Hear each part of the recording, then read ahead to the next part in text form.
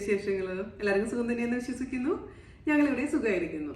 അപ്പോൾ ഞാൻ വന്നിരിക്കുന്നത് നമ്മുടെ കുനാഫ ഡോ എങ്ങനെയാണ് തയ്യാറാക്കാമെന്നുള്ള വീഡിയോ ആയിട്ടാണ്.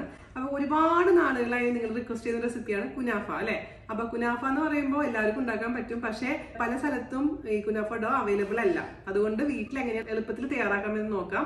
അപ്പോൾ ഒട്ടും സമയം കളയാണ്ട് നമുക്ക് എങ്ങനെയാണ് കുനാഫ ഡോ വീട്ടിൽ തയ്യാറാക്കാം എന്ന് നോക്കിയിട്ട് വരാം. ഓക്കെ, അപ്പോൾ നമുക്ക് എങ്ങനെയാണ് വീട്ടിൽ വളരെ ഈസി ആയിട്ട് കുനാഫ ഡോ തയ്യാറാക്കാമെന്ന് നോക്കാം. അതിന് വേണ്ടിയിട്ട് ഞാനിവിടെ ആദ്യം ഒരു ബൗൾ എടുത്തിട്ടുണ്ട്. ആ ബൗളിലോട്ട് 1/2 കപ്പ് മൈദ ചേർത്ത് കൊടുക്കുകയാണ്. ഒരു ചെറിയ ക്വാണ്ടിറ്റിയിലാണ് കേട്ടോ ഞാൻ ചെയ്യുന്നത്.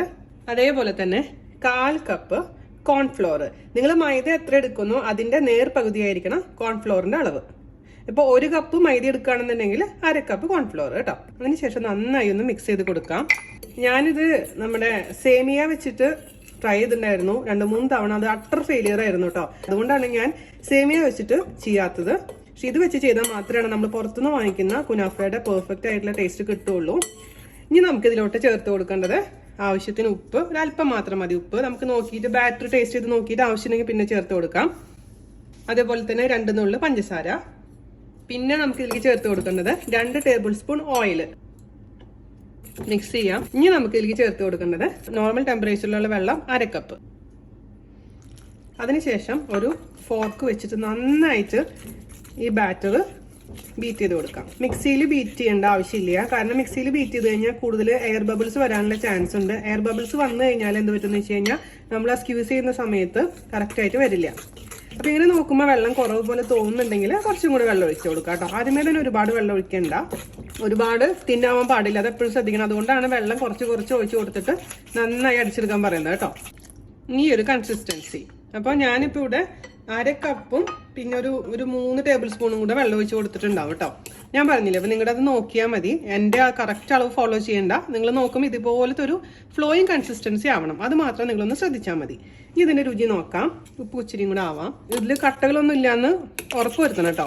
അതിനുശേഷം ഞാനിവിടെ ഒരു പൈപ്പിംഗ് ബാഗിലോട്ടാണ് മാറ്റാൻ പോകുന്നത്. നിങ്ങളുടെ അടുത്ത് പൈപ്പിംഗ് ബാഗ് ഇല്ലെങ്കിൽ ഒരു സിബ്ലോ കവറിലോട്ട് മാറ്റാം. അതും അല്ലെങ്കിൽ ഒരു കുപ്പിയിലോട്ട്, നമ്മുടെ സാധാരണ നമ്മൾ പുറത്തുനിന്ന് വാങ്ങിക്കുന്ന 1/2 ലിറ്ററിന്റെയോ അല്ലെങ്കിൽ 1/4 ലിറ്ററിന്റെയോ വാട്ടർ ബോട്ടിലോട്ട് ഒഴിച്ചതിന് ശേഷം ഹോൾ ഇട്ട് കൊടുത്താലും മതി. അങ്ങനെയാണെങ്കിലും കുഴപ്പമില്ല. ഒരു പൈപ്പിംഗ് ബാഗ് എടുക്കുക, ഒരു ഗ്ലാസ്സിലോട്ട് ഞാൻ ഉള്ളിലോട്ട് വെച്ചു കൊടുക്കാം. അതിലോട്ട് നമ്മുടെ മിക്സ് ഒഴിച്ചു കൊടുക്കാം. അതിനുശേഷം നമുക്ക് ഇവിടെ ചെറിയൊരു ഹോൾ ഇട്ട് കൊടുക്കാം. ഒരുപാട് വലിയ ഹോൾ ഇടാൻ പാടില്ല, ചെറിയൊരു ഹോൾ ഇടാൻ പാടുള്ളൂ. ജസ്റ്റ് ഒന്ന് കട്ട് ചെയ്ത് കൊടുക്കാം. ഇവിടെ ഒന്നും കെട്ടാൻ പറ്റണമെങ്കിൽ കെട്ടിക്കൊടുക്കാം, അല്ലെങ്കിൽ റബ്ബർ ബാൻഡ് ഇട്ട് കൊടുത്താലും മതിയാവും കേട്ടോ. അപ്പോൾ ഞാനിവിടെ ഒരു നോൺ സ്റ്റിക്കിന്റെ പാനിലാണ് ഇത് ഉണ്ടാക്കാൻ പോകുന്നത്. അപ്പോൾ നിങ്ങളുടെ അടുത്തുള്ള ഏത് പാനാണോ അത് അടുപ്പത്ത് വെക്കുക. അതിനുശേഷം ഞാൻ പറഞ്ഞ പോലെ ഈ തുമ്പത്ത് ജസ്റ്റ് ഒന്ന് കട്ട് ചെയ്ത് കൊടുക്കുക കേട്ടോ. പിന്നെ എപ്പോഴും ഒരു ഗ്ലാസ് എടുത്ത് വെക്കുക. നമ്മൾ ഓരോ പ്രാവശ്യം ഉണ്ടാക്കിയതിന് ശേഷം ബാക്കി അങ്ങനെ തന്നെ ഗ്ലാസ്സിലോട്ട് ഇങ്ങനെ ഇറക്കി വെച്ചാൽ മതി. അപ്പോൾ ബാക്കി വേറെ എവിടെയും പോകൂല. അപ്പോൾ നമുക്ക് തീ ഓൺ ചെയ്യാം. ലോ ടു മീഡിയം ചൂടായിരിക്കുന്ന പാനിലോട്ടാണ് ഒഴിച്ചു കൊടുക്കേണ്ടത് കേട്ടോ.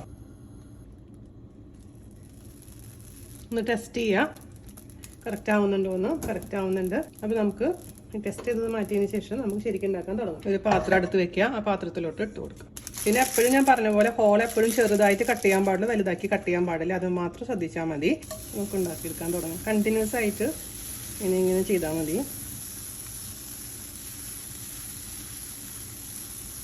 ഒന്നിൻ്റെ മുകളിലൊന്നായാലും കുഴപ്പമൊന്നുമില്ല. ഇങ്ങനെ തന്നെ ചുറ്റിക്കൊണ്ടിരിക്കുക. ഒരുപാടൊന്നും വേണ്ട, കുറച്ച് കഴിഞ്ഞിട്ട് മാറ്റാം. എന്നിട്ട് മീഡിയം ചൂടിൽ ഇത് റെഡി ആയതിനു ശേഷം നമുക്ക് പാത്രത്തിലിടാം. മാക്സിമം തിന്നായിട്ടുള്ള ഇതായിട്ട് എടുക്കാൻ ശ്രമിക്കുക. ക്രിസ്പി ആക്കാൻ പ്രത്യേകിച്ച് ശ്രദ്ധിക്കണം. നമുക്കിത് പൊടിച്ചെടുക്കേണ്ടതാണേ. അപ്പോൾ ഇത് റെഡി ആയിട്ടുണ്ട്. പാത്രത്തിലോട്ട് മാറ്റാം. അടുത്ത ഷേപ്പ് എന്ന് പറഞ്ഞത് പലരും ചോദിക്കും ഇതിനേക്കാളും നല്ല ഷോപ്പിൽ നിന്ന് വാങ്ങിക്കുന്നല്ലേന്ന്. അതന്നെയാണ് നല്ലത്. പക്ഷേ ഷോപ്പിൽ പല സ്ഥലത്തും കിട്ടാനില്ല. അതുകൊണ്ടാണ് ഇത് കാണിച്ചു തരുന്നത്. അത് ഒരുപാട് യൂട്യൂബിൽ വീഡിയോസ് ഉണ്ട്. ഞാൻ ഒരുപാട് തവണ ട്രൈ ചെയ്തിട്ടാണ് ഇത് സക്സസ് ആയത് കേട്ടോ. എൻ്റെ ഇൻസ്റ്റാഗ്രാമിൽ ഉള്ളത്തെ പിള്ളേർക്ക് അറിയാൻ പറ്റും. ഒരുപാട് ട്രയലിന് ശേഷമാണ് ഇതിനേക്കാളും നല്ലത് വട്ടത്തിലാണ്. കാരണം ഇവിടെ വരുമ്പോൾ ഈ ഭാഗം കട്ടിയായിട്ട് മാറും. അപ്പോൾ നടുവിലത്തെ ഭാഗം മാത്രമേ നമുക്ക് എടുക്കാൻ പറ്റും. പക്ഷെ റൗണ്ട് ആയിട്ട് ചെയ്യുമ്പോഴും അതാണ് ഏറ്റവും ബെസ്റ്റ് കേട്ടോ. നിങ്ങൾക്ക് കാണിച്ചു തന്നതാണ് ഞാൻ അതിൻ്റെ ഒരു വ്യത്യാസം മനസ്സിലാക്കി തരാൻ വേണ്ടിയിട്ട്.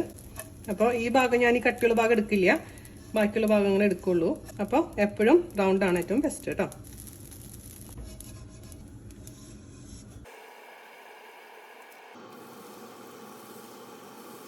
ജിലേബി ഉണ്ടാക്കുന്ന പോലെ ഉണ്ടാക്കാം കേട്ടോ നമുക്ക്. അവസാനത്തെയാണ് കേട്ടോ. ഈസി പീസി ആയിട്ടുള്ള കുനാഫ ഡോ റെഡി ആയിട്ടുണ്ട്. ഇതുപോലെയാണ് വീട്ടിൽ തയ്യാറാക്കി എടുക്കുക. കുറച്ച് സമയം വേണ്ടി വരും, കാരണം നമുക്ക് ഓരോന്ന് അല്ലെങ്കിൽ 2-3 പാൻ അടുപ്പത്ത് വെച്ചിട്ട് അപ്പുറത്തൊക്കെ ചെയ്യുകയാണെങ്കിൽ പെട്ടെന്ന് റെഡി ആയി കിട്ടും. പക്ഷെ ഇത് ഇല്ലാത്തവർക്ക് വേണ്ടി ഞാൻ കാണിച്ചു തരുന്നത്. പുറത്തുനിന്ന് വാങ്ങിക്കാൻ പറ്റുന്നവരാണെങ്കിൽ അതാണ് ഏറ്റവും ബെസ്റ്റ്. പക്ഷെ ഇത് ടേസ്റ്റിയാണ്. ഞാൻ ഉണ്ടാക്കി നോക്കി, നന്നായിട്ട് വന്നിട്ടുണ്ട് ഇത് വെച്ചിട്ടുണ്ടാക്കിയപ്പോഴും. അപ്പോൾ ഇത്രയുള്ള പരിപാടി, എല്ലാവരും ട്രൈ ചെയ്ത് നോക്കണം. അപ്പം ഞാൻ അടുത്ത കുനാഫ വീഡിയോ ആണ് വരുന്നത് കേട്ടോ. അപ്പം അതിന് മുൻപായിട്ടാണ് ഞാനിത് കാണിച്ചു തന്നിരിക്കുന്നത്.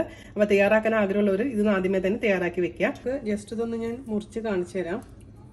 ഇങ്ങനെ മുറിക്കുന്ന സമയത്ത് ഇതുപോലെ ഇങ്ങനെ പൊടിഞ്ഞു വരണം. അതാണ് അതിൻ്റെ കറക്റ്റ് കൺസിസ്റ്റൻസി എന്ന് പറയുന്നത് കേട്ടോ.